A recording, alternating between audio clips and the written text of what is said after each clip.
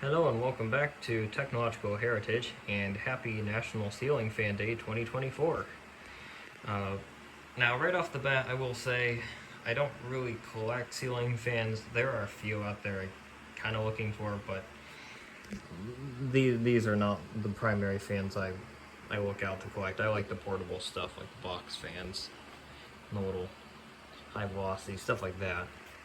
But I do have a few exceptions. I have two industrials, that one and a Dayton Lasco, which is in pieces right now. And I do have a few other ceiling fans that are just installed throughout the house. Well, they're just kind of part of the house. They're not really, I'd consider part of the collection.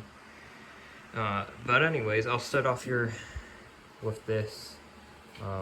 They're known as like a Dayton Marley leading edge. This one actually is a leading edge branded one, which is, I guess, kind of neat. This thing's an absolute basket case. The Eric Fries actually gave this to me. He was gonna scrap it, and I was like, "Hey, I'll take it."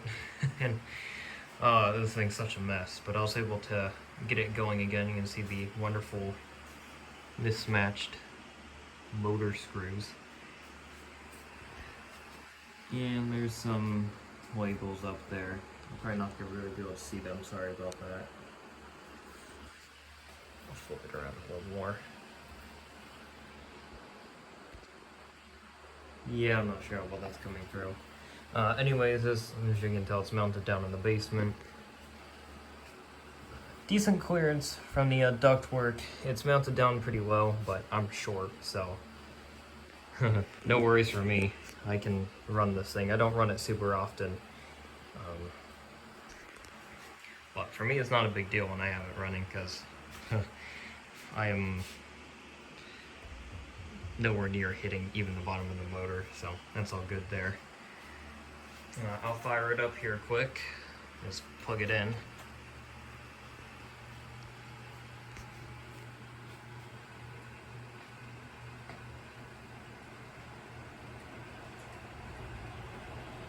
I think it has a very slight motor whine to it, and of course it wobbles because the blades are all bent to heck. I think this was retrieved out of a dumpster at one point, so this thing has been like brought back to life multiple times. It's a pretty good runner, and it actually moves a decent amount of air.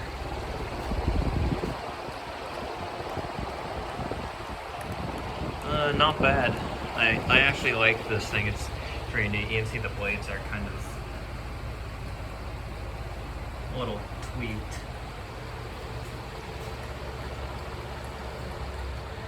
Yeah, it takes a good long while to spin down, so. There that one is. And I have another fan over here actually. This was installed in my bedroom when I moved in. And this is before, you hear it makes a little bit of noise.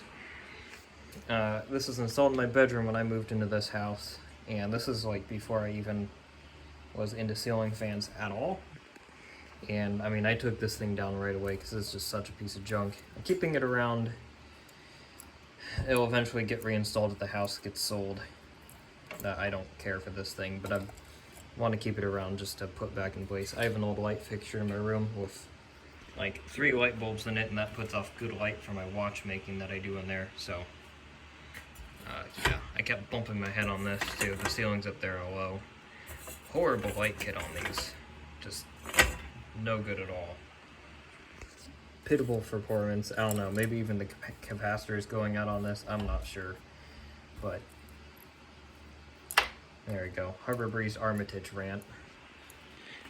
Get to the upstairs and show some of the other fans there. Actually, wait, before I do that, the Dayton Lasco, which I'm sure you can see is in pieces. I'm sure you can see why it's apart. This had basically total bearing failure. I got this one, me and the Eric Fries went to an old hardware store that was closing down. We got permission to remove the old fans there. There's 2 of these installed. This is 1978 model, and there's a slightly newer one there. He got the nicer one, obviously, and he very graciously let me have this one, which is a mess, but I knew that going in. That's fine. These are kind of hard to find. There's the upper bearing, which I cleaned up. I'm going to be totally replacing all the bearings in this, but this upper one is not that bad. It's actually relatively healthy. I'm sure you noticed they're single shielded. NSKs, these seem to have big problems with the grease in them hardening up and just grenading. Here's the lower bearing, and I'm sure you can see it's not doing too hot. Oh, yep, there you go. See the ball bearing cage?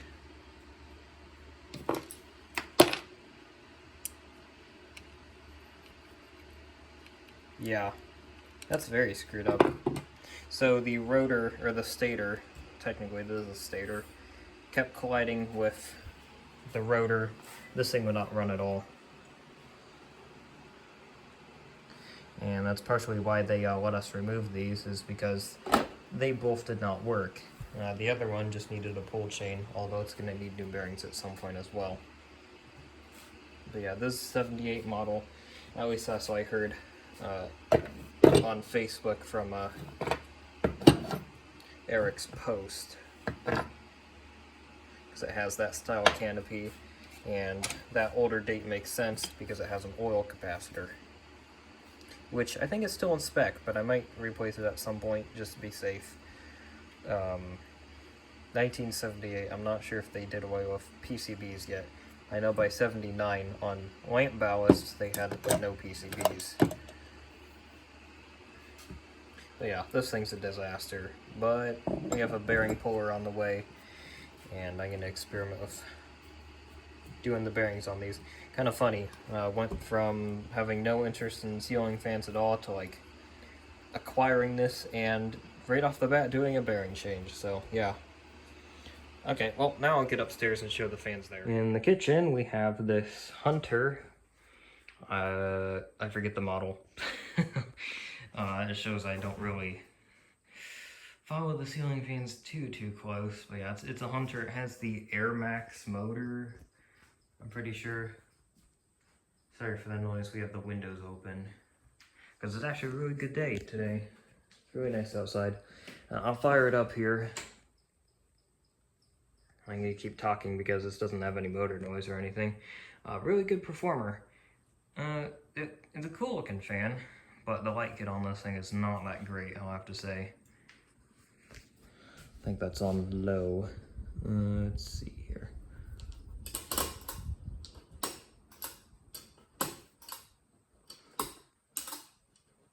Also, the light kit on these things are not that great. And this pull chain arrangement is egregious.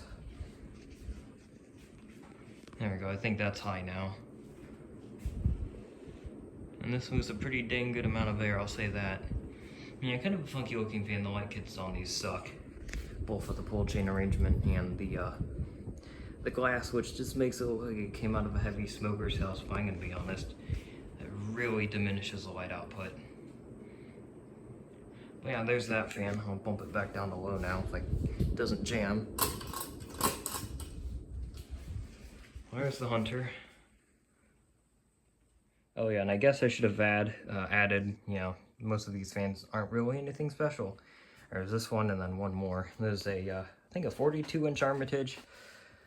I like these a lot more than, I think my other one was like a 52 one. This is assembled in the basement.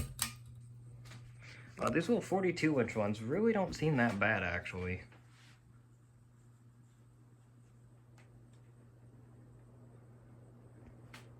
Runs along at a pretty decent clip and moves an acceptable amount of air. It performs a lot better than the bigger ones, that's for sure. And it's 4-blade. I like 4-blade fans. Not too big on the 5-bladers, if I'm going to be honest.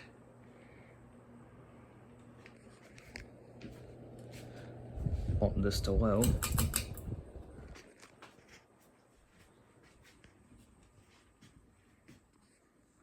That's the little Armitage there. And finally, there's this wonderful thing. This is I think it's like a turn of the century Euros. It's like a Menards thing. My neighbor actually gave this to me They're like, I heard you do this sort of, like this sort of stuff. So I left a fan on your back porch, and lo and behold, this was sitting out there. It's kind of funny. So thanks to them. And I've done some stuff to this. These are meh. It's a cheap ceiling fan. It's a cheap hugger. So, you know, can't expect much. But I've done some modifications to it. You know, light burning, and turn on the light so you can see here. What I did, actually you can see the edge of the bulb. Sorry for the flicker, that's just the camera. It doesn't flicker in person. In fact, I'm going to shut that off. These usually take a little candelabra base bulb, which I always hate those, especially in a ceiling fan light kit, or the ones that don't take full-size bulbs. So what I was able to do is modify the light kit, and I installed a medium base porcelain socket in there, just like the standard one you find in a ceiling fan light kit. And now this actually fits a full-size A19 standard size bulb in the little globe, which is extremely nice. Makes replacing the bulb a lot easier. If it goes out, you just pick up another standard bulb. You don't have to get a candelabra base or some smaller ceiling fan size bulb. I always really don't like the light kits that have to take those smaller bulbs. Without further ado, I'll fire this up. And I did pitch the blades on this to be a bit steeper. It performs okay, it moves air. It's definitely no Hunter or even Armitage. But you know what? It is a ceiling fan that does move an okay amount of air. And sometimes this thing will run for, I think this almost ran for a month straight once. And it's given no problems, so can't complain there. Oh, there we go. Back down to low. So yeah, that should really wrap it up for National Ceiling Fan Day here. I guess there's some other fans over there. 12-inch racks and a 16-inch Mitsubishi. But yeah, that just about wraps it up for National Ceiling Fan Day 2024 here. Nothing really exciting, but I figured I'd make a video for today because it is National Ceiling Fan Day. So, hope you at least maybe got a little bit of enjoyment out of it. Sorry if it was boring. I know all this stuff is really nothing special. Once again, I don't really collect the ceiling fans, but, you know, figured I'd make a video anyways. So, with that being said, all that rambling out of the way, thank you very much for watching, and see you all in the next one.